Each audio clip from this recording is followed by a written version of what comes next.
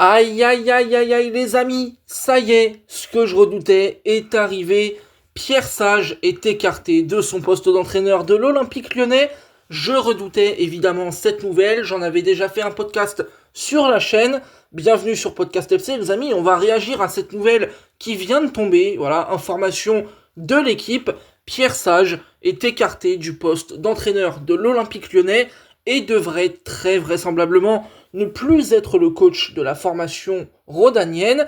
Je vous avoue que là, l'information vient de tomber. Alors évidemment, on s'y attendait un petit peu, on a fait un sujet sur la chaîne, les informations tournaient autour de ça, ça gravitait. On savait que Pierre Sage était en difficulté et était sur la sellette, mais là, je vous avoue quand même que je suis vraiment déçu. Pour vous partager mon avis de manière très claire et très sincère, je suis déçu, c'est une chose, mais je suis aussi assez choqué, donc on va revenir tranquillement dessus. Donc le rappel des faits, déjà pour commencer tranquillement, information de l'équipe, il y a déjà quelques jours, on avait appris que Pierre Sage était sur la sellette du côté de l'Olympique Lyonnais, que John Textor, le propriétaire américain de l'OL, cherchait peut-être à changer de stratégie, à faire autre chose, à peut-être relancer la machine qui était vraisemblablement peut-être un peu cassée d'après ce que pouvait penser peut-être Textor.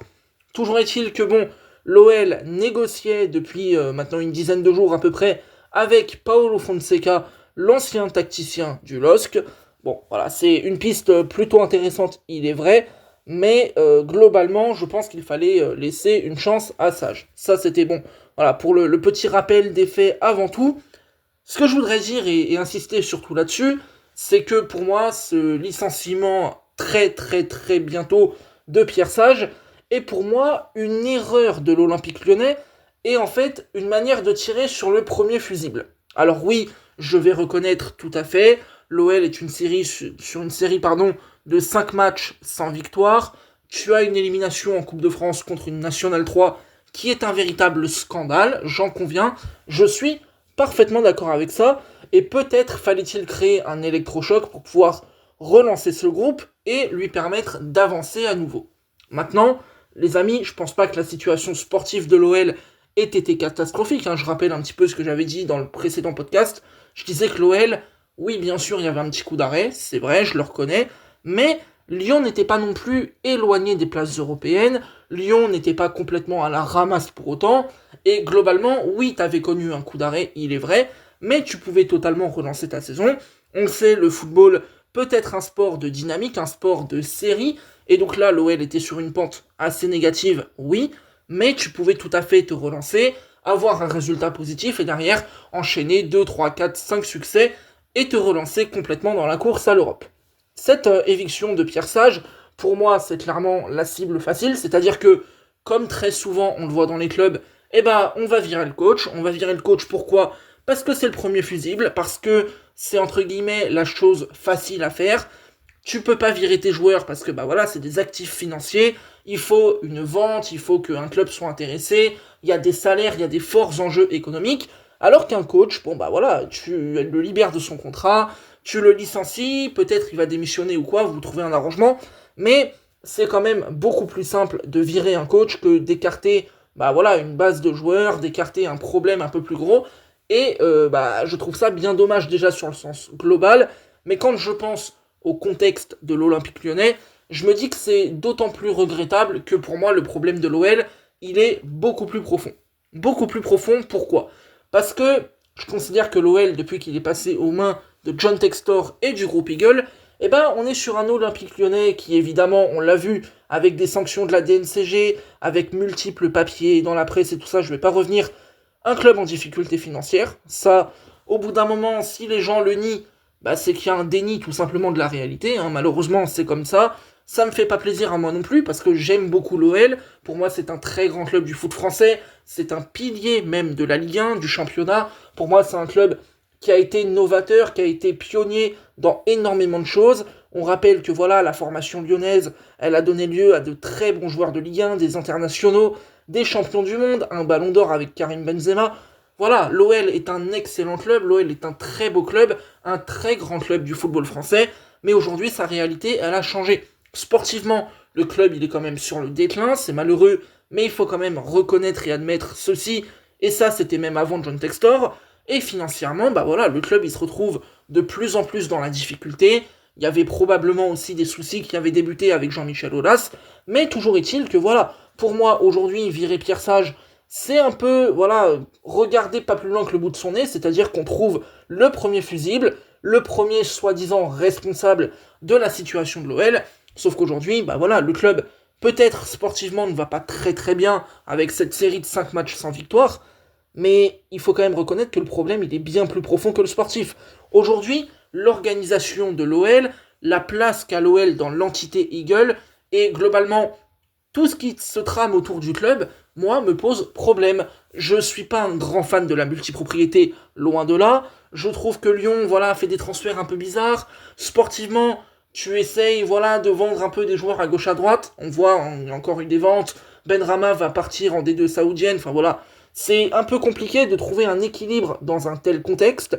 Et ouais, très sincèrement, je regrette totalement l'éviction de Pierre Sage qui devrait très très très vraisemblablement arriver. Maintenant, il faut qu'on parle aussi du coup de Fonseca, hein, voilà, on en avait déjà un petit peu parlé. Je m'étais pas tellement attardé sur son sujet pour le premier podcast parce que c'était pas tant la question. Maintenant, voilà, on arrive plus encore dans le concret au fil des jours et des heures qui passent. Voilà, Fonseca pourrait très très possiblement être le prochain coach de l'OL. Je l'avais déjà évoqué, pour moi, en termes de personnalité, je trouve que John Textor fait une sacrée erreur en prenant Fonseca. Je parle uniquement du plan de la personnalité, hein. C'est-à-dire que, pour moi, John Textor est quelqu'un qui, voilà, s'il y a conflit avec son coach, va être très américain, très dans le show, à bomber le torse, à faire des grandes déclarations. On l'a vu notamment avec Pierre Sage, hein. Il avait dit « J'ai été assez fou pour le nommer, je peux être assez fou pour le virer ». Au bout d'un moment, c'est pas des déclarations qui vont stabiliser ton club et faire du bien. Mais bon, ça c'est un avis personnel. Donc oui, clairement, si tu as un gars comme Fonseca sur ton banc, oui, il est très caractériel, il a un gros tempérament, c'est quand même quelqu'un, voilà, qui sait ce qu'il veut, il a de l'ambition, il a du caractère. Et avec un mec comme John Textor, bon, on peut penser ce qu'on veut du personnage, moi je trouve qu'il y a du bon et il y a du moins bon, mais oui, j'ai du mal à concevoir que la relation entre Textor et Fonseca, elle puisse bien marcher, ou alors bien marcher sur du moyen long terme. Clairement, j'imagine les deux gros caractères qu'ils ont, j'imagine qu'ils ont chacun une personnalité très très forte, et je me dis, tu peux pas mettre deux égos pareils ensemble sans qu'à un moment donné ça pète. Surtout que d'un côté, t'as John Textor qui lui adore parler à la presse, il a sa manière de communiquer, il est très très bon dans le domaine, et de l'autre, t'as Fonseca qui lui pareil, à Lille, il n'hésitait pas à réclamer des recrues dans la presse, à se plaindre de certaines choses dans la presse, donc clairement, tu vas avoir, j'espère pas, mais je le pense, un énorme bordel autour du club. En tout cas, voilà, ça c'était pour la personnalité de Fonseca. Maintenant, il faut quand même parler un petit peu des qualités de coach et du terrain, de ce qui a été fait. Je vais me référencer par rapport à ce qui avait été fait à Lille, parce que j'avais beaucoup regardé le LOSC à l'époque. Pour moi, ce qu'a fait Fonseca à Lille, c'est exceptionnel. Voilà, je le dis de manière très claire, très cash.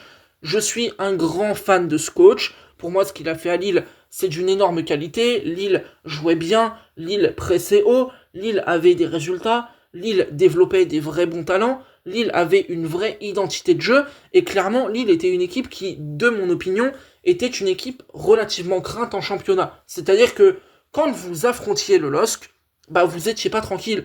Et vous étiez pas tranquille parce que cette équipe-là, et notamment sous Fonseca, elle était vraiment forte. Fonseca, c'est vraiment des principes de jeu, cette volonté de football offensif, de football avec de l'intensité, du pressing, de l'impact. Pour moi, c'est des valeurs qui aujourd'hui pourraient coller à l'Olympique Lyonnais, en tout cas que j'ai envie de voir à l'Olympique Lyonnais. J'ai envie de voir un OL performant, fort, agressif, avec de la personnalité, et sur ce plan tactique, je considère effectivement que Fonseca est un excellent choix. Ça, j'ai pas de souci là-dessus. Franchement, c'est un excellent tacticien. Ce qu'il a fait à Lille, ça a été très bon. Il s'est peut-être un peu planté au Milan, mais en même temps, le contexte, il est différent.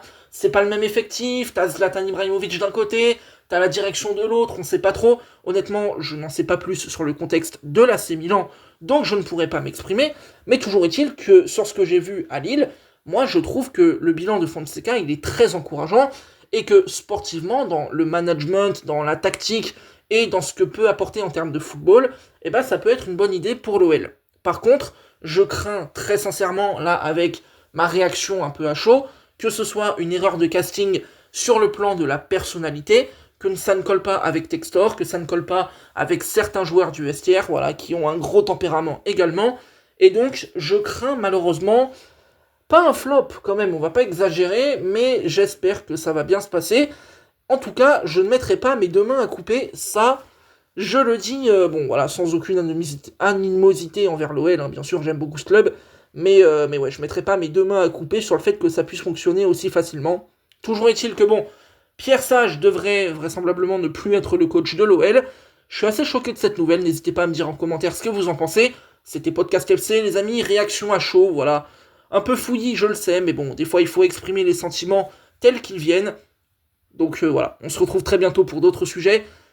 Je sais même plus si j'ai dit likez, abonnez-vous, mais voilà, faites-le si jamais, ça aide à soutenir la chaîne. On se retrouve bientôt et salut.